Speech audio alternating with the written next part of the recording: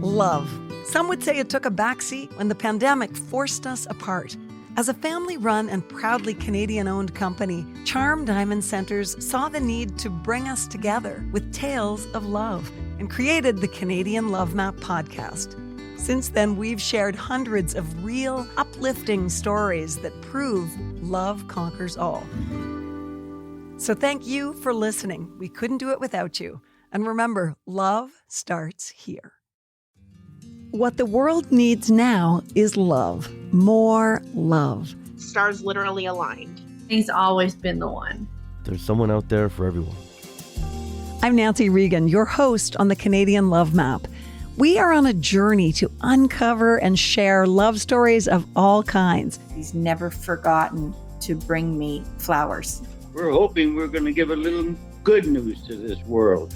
Even in these dark times, the life continues to go on. It's all about compassion, devotion, adventure, and of course, love. Everybody needs somebody. Everybody needs love. This is the Canadian Love Map. Well, love is the most important thing. I've had letters from kids, but probably the one that really touched me the most was from a teacher who was working with a reluctant reader. And the teacher found The Secret Life of Squirrels, and the child just blossomed with interest. And it was the first time she showed any interest in a book, and then just wanted to read the next book and the next book and the next book. So I thought, that's so cool. I love that.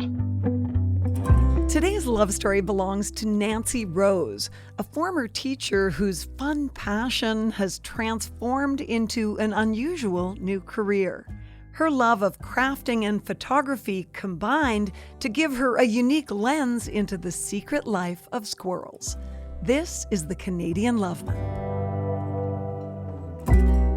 Welcome, Nancy Rose. So happy to have you join us on the Canadian Love Map. I am so honored and flattered to have been invited. Thank you. Well, you know, we are a podcast all about love, and I love the fact that you are sort of specializing these days in brightening up the world for people and giving, you know, smiles and warmth to so many people during difficult times. I think that's one of the things that sort of kept me doing what I'm doing. When you watch the news, it's just generally full of so much unhappiness. And the feedback that I was getting from people from my pictures was they like to see something bright each day. So just getting that kind of feedback made me continue to do it. And they make me smile. So it's kind of my stress relief. When times get tough, I just go photograph squirrels.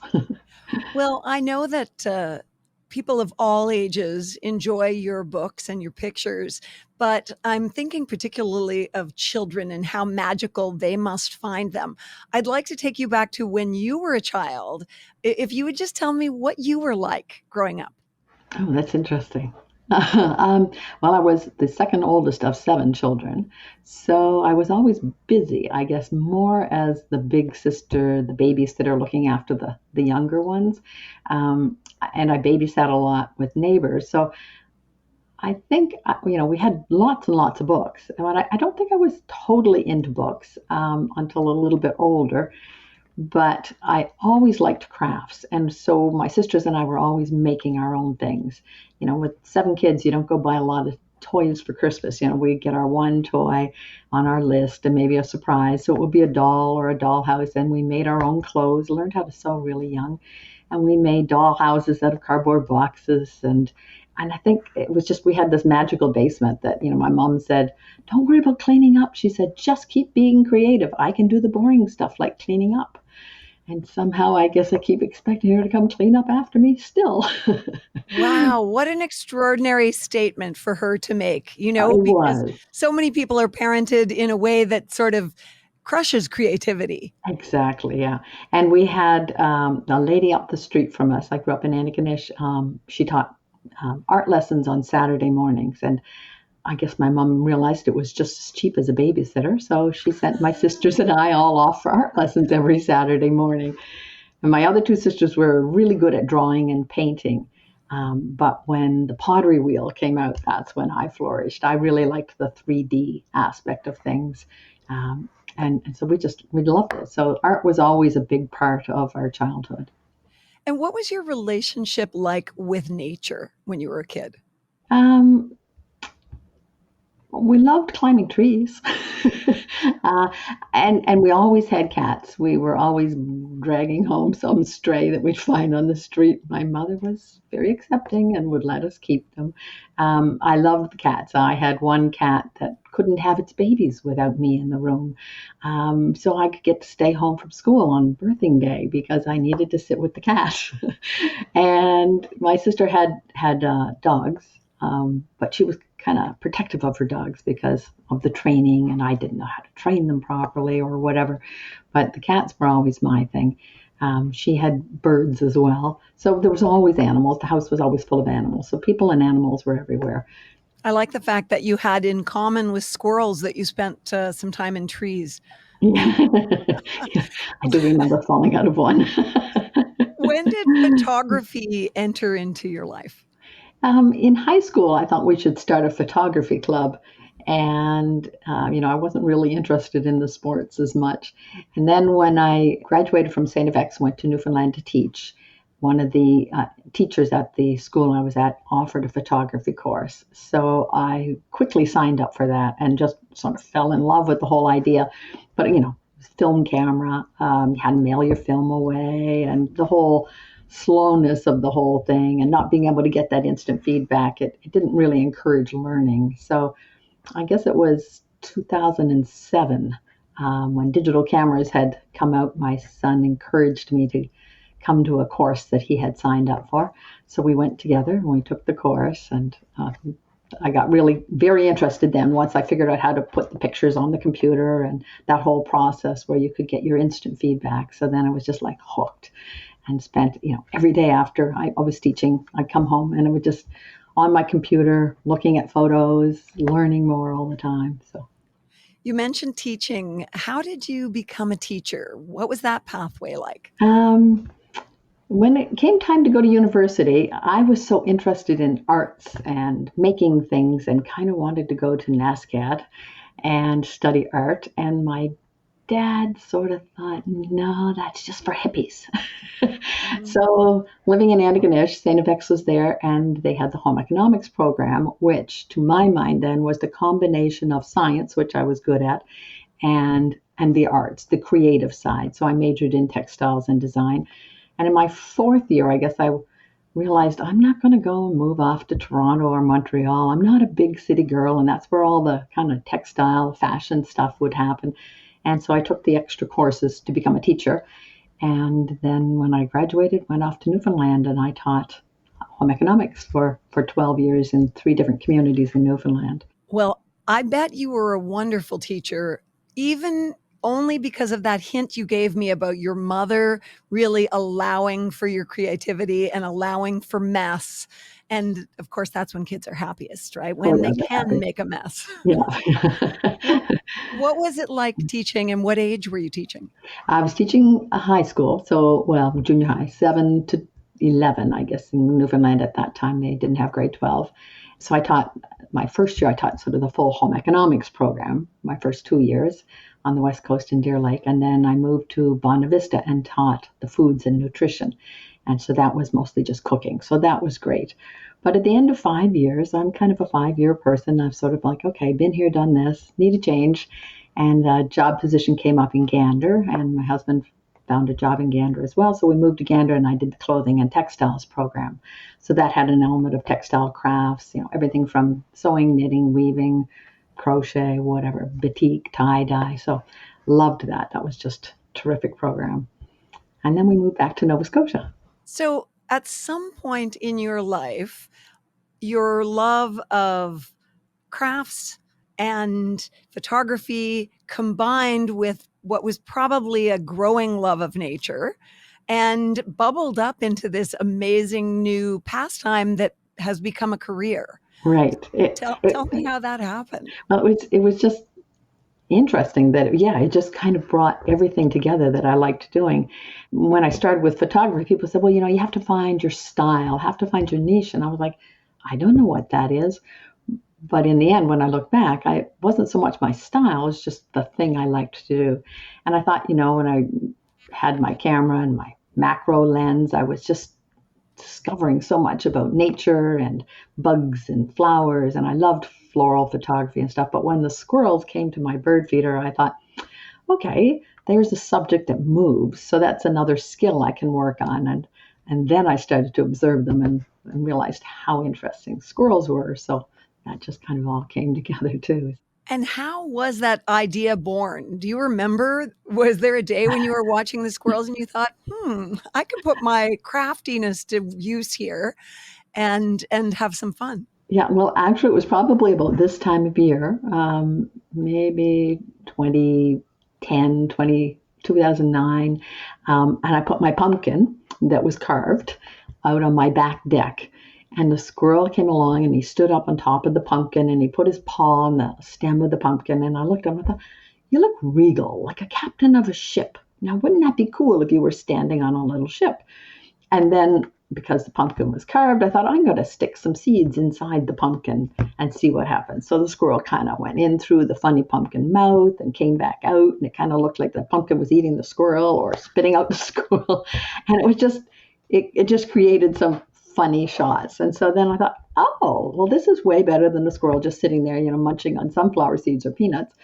So I thought, what else could I put out to make something else interesting? I put seeds in a coffee cup and I put that out. I thought, well, that's kind of boring.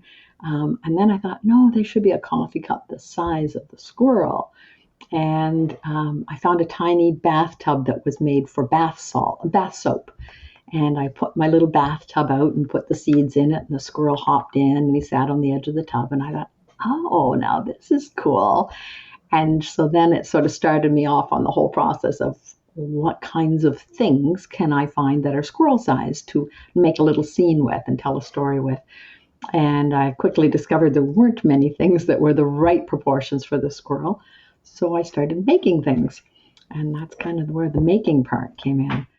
Who was your first audience, can I ask? I'm guessing that your kids were grown by then? Yeah, in fact, the fact that my son was grown and had moved out was the thing, I guess, that enabled me to be able to do it because he's allergic to peanuts. Oh. All nuts. So I couldn't have any nuts around Oh when my he was gosh. home. So the whole feeding the squirrel thing really didn't happen until he left home. And then I had to be still very careful with where the peanuts were in the house. But yeah, I was putting pictures on Flickr. Flickr was the site for photographers at the time, and it was kind of pre-Facebook and everything else, and getting lots of feedback from people on Flickr. And so that was probably my first audience for sure. And a lot of those people that I followed back then, we're still connected through Facebook more so now, because I'm not as often on Flickr, but still pop in there now and then. Was it their reaction that sort of lit up that light bulb that said, maybe there's a book here somewhere? Well, there were people on Flickr, and there were a few. I was a member of the Sackville Photo Club, and there were a couple of people in the photo club that would say things like, "You're so creative. Oh, you should make a book with your pictures." But my younger sister is an author and has had published a number of children's books, and I saw how much work that was. And I thought, I don't want the work aspect to take away from the fun of what I'm doing. Oh, nice. And I was afraid if I started to pursue, okay, I'm going to make a book, that would become work and it would take away the fun. But then I just ended up getting extremely lucky because there was a story, I can't even remember who did it, in Halifax, and it ended up in the Toronto Star. And an agent contacted me and said, "I love your photos. I think you should make a children's book. Would you be interested in doing a children's book?" And I'm like, okay, well, there's part of the problem solved. Right. Then I had to kind of figure out, I had all these pictures and had to put them together into a story. So the first book is kind of backwards. Start with the photos and then make a story to go with them and add a few photos. But that was the beginning. So I was just really, really lucky. She got me a couple of good publishers and it just took off. And were you still teaching when that happened, or had you retired? No, I was still teaching. So everything happens for a reason. I had a herniated disc in my back. So I ended up taking Wednesdays off, cutting back my teaching assignment. I was a guidance counselor at the time, teaching and doing guidance. And I managed to cut back to 80%. So I was just guidance and I had Wednesdays off. And so Wednesdays kind of became my squirrel day. And I had that day to just kind of rest. Kind of worked out. So I had a collage photo frame that I filled with funny little squirrel pictures, and I hung that in my office, my guidance office, and students would come in and sit and look at the wall, and they may be feeling kind of glum, or maybe a teacher sent them and they didn't want to talk. But once they spied the pictures of the squirrels, it was like they couldn't keep quiet. And then they had to ask, it would just sort of break the silence, or just be an icebreaker. So they enjoyed it as well. That's beautiful. And I'm sure that your pictures and your books have also given you a sense of connection to a lot of people. Yes. And just, through the books, I guess I didn't realize that there were so many people that love squirrels. I mean, I thought I was kind of the only nut. I thought I was the only one who really liked squirrels and found them fascinating.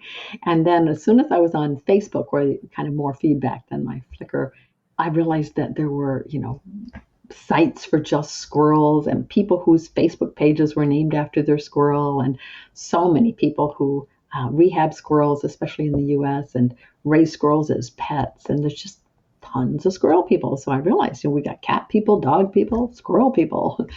And so then I was like, oh, well, that's cool. Somebody might buy my book. And, knowing that there was an audience of people who already liked squirrels, that really helped. So how many books do you have now? There are 6 now. So there are 4 with the first publisher, 4 picture books. They're kind of a 10-inch size, I guess. And then a couple of board books with a different publisher who approached me to do calendars. So I started doing calendars with them. And then I thought, maybe they'd like that kid's book that I have in mind. And so they've done 2 concept books, an alphabet book and a counting book. It's amazing how it just becomes a rolling ball. And it gathers moss. It does, and it surprises me every time. And I get completely flabbergasted and flattered that somebody is like, oh, wow. So there's now quilt fabrics with Secret Life of Squirrels, and a puzzle from a Cobble Hill Puzzle Company, which makes beautiful puzzles. So, and they're working now on another one. And the quilt fabric there's a sort of summer designs already on one, it's a whole combination of a whole series of matching fabrics or coordinating fabrics. And now they're working on winter scenes and some new ideas as well. We couldn't share the great stories that we do here on the Canadian Love Map podcast without the amazing support of Charm Diamond Centers. They are Canada's largest family-owned jeweler, and they're proud to be putting love on the map. The folks at Charm Diamond Centers are thrilled to be a part of your love story. So visit charmdiamondcenters.com or one of your local stores. Love starts here. How does it make you feel when you get feedback from people who love what you're doing? Oh, it's always really cool. I've received letters.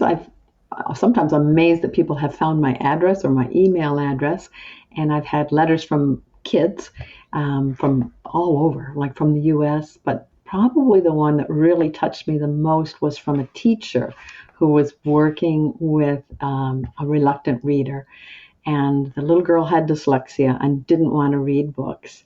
And the teacher found The Secret Life of Squirrels, or one of the other squirrel books, and they were reading it. She said, and the child just blossomed with interest. And it was the first time she showed any interest in a book. She just rejected books up to then because it was so hard for her.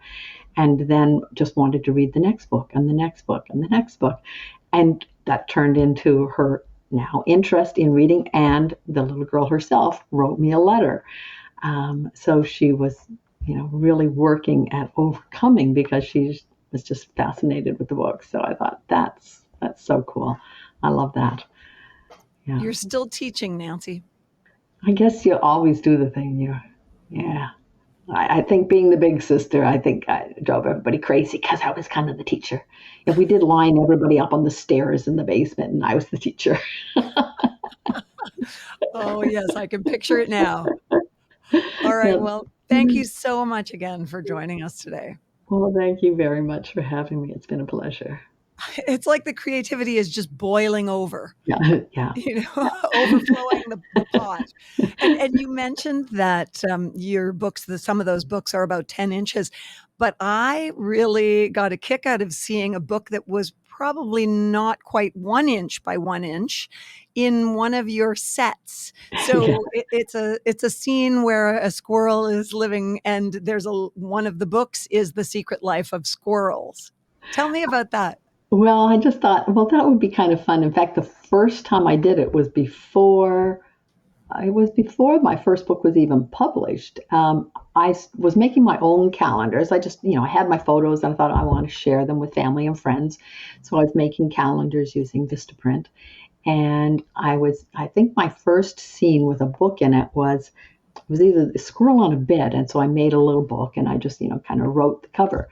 But since then, once the books actually got published, I was able to take a photo of the cover of the book and shrink it down and then make a little book using an actual one of my books. So I've used quite a few of them as little product placement here and there in the shots, and that's always kind of fun. I love it. Do you have a favorite or a series of favorite sets that you've done for the squirrels? Oh, some of the ones that were the hardest are probably my favorite. I made a food truck last summer, and it's all painted with a little patio table and chairs that sits out front.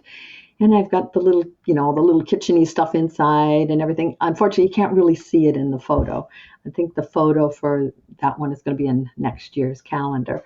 But that was fun to make. I needed to use the saw, so my husband helped me with that because we were using some actual wood for that one. But I also made a camper trailer, and I just loved the camper trailer. I was just going to make the outside of it, and I posted a picture as I was working, and somebody said, "Are you going to furnish it?" And I'm like, "Oh, furnish it. Oh, God. Okay. I never thought of that. Oh, dear. New challenge." And so that was really fun. So I loved that. And that was kind of the reason that I was so happy to have the board books with Workman Publishing, because when they suggested a counting book, I thought, but I want to do a camping story. I've got my little vintage camper. And so the squirrels go camping and they count all the things that they take with them on the trip. So I got to use my camper in the story. So that worked well. That is so great. I'm curious about how you shoot these pictures. So are the squirrels so comfortable with you that they won't, skitter away as soon as they notice your presence? Or are you far enough away that they don't really sense you there?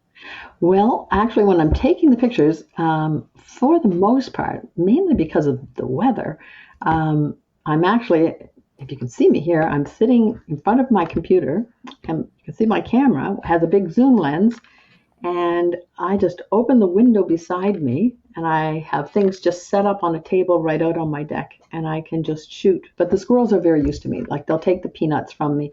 If I'm there, I can be rearranging my little props, and they'll be like running around, like, hurry up and put that down so I can eat that.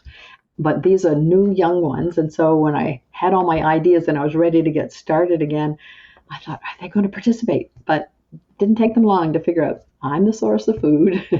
And whatever I put out on that platform, the table surface that I use, that's where the food is. And so they're going to come and explore and see what they can find. So now they'll just like sit and wait. And there's one little guy that jumps on my patio door and sort of like, come on, lady, I'm hungry. Get out here with the food.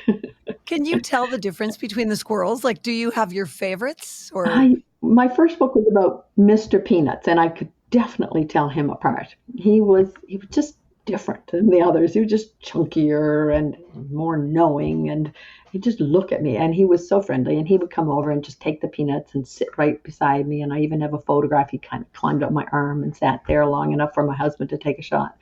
But right now, all the babies that are coming, I call them babies, they're probably teenagers already, they all look alike, except for one that has a short tail. They mostly look alike, and there are so many.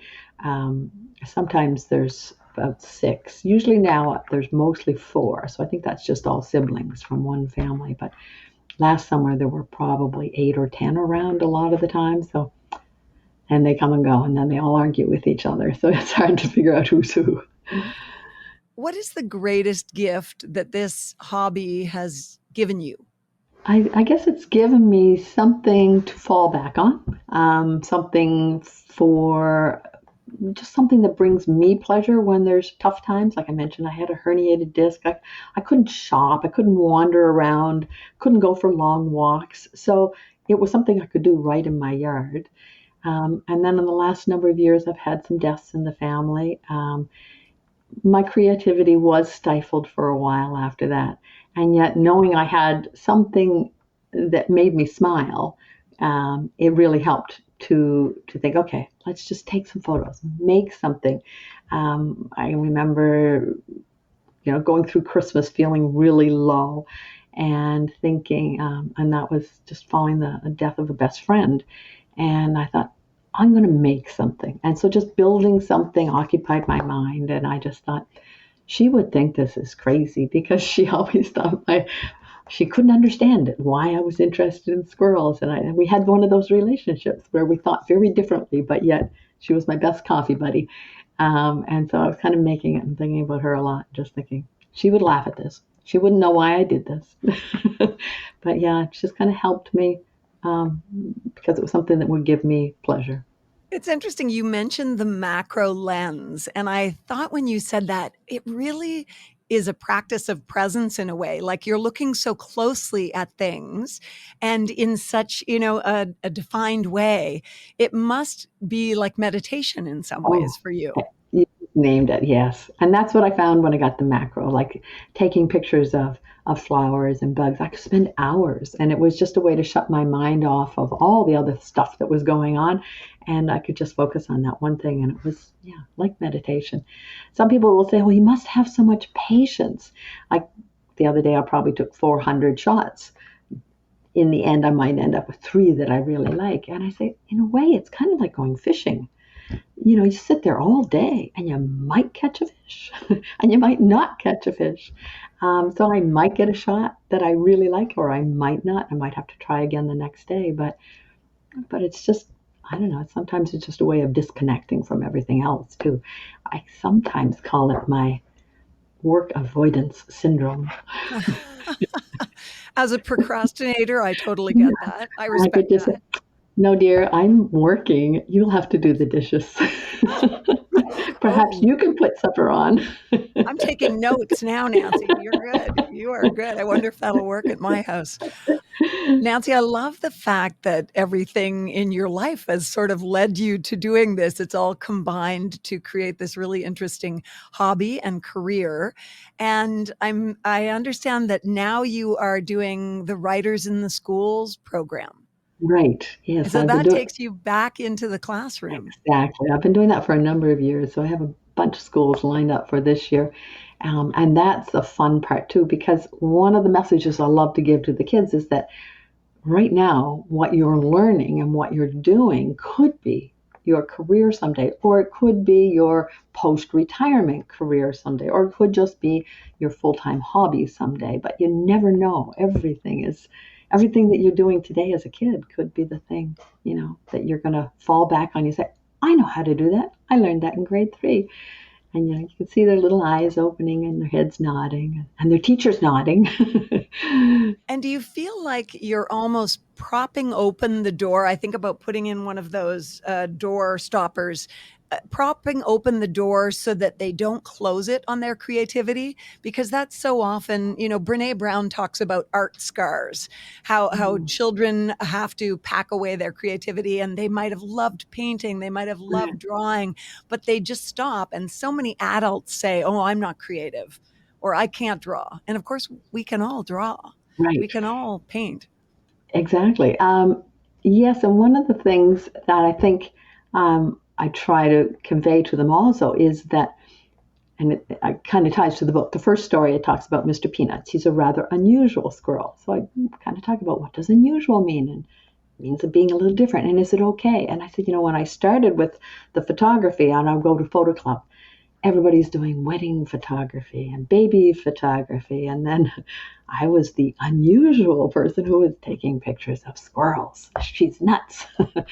And because I was doing something different, that it's important to be different, it's important to be unique and find something that not everybody else is doing.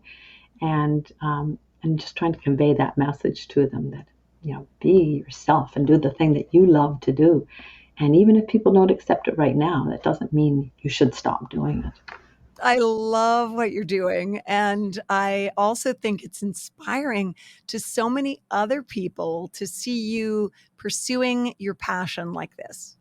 Well, I do find it interesting on Facebook now to see how many people are taking pictures with squirrels with stuff.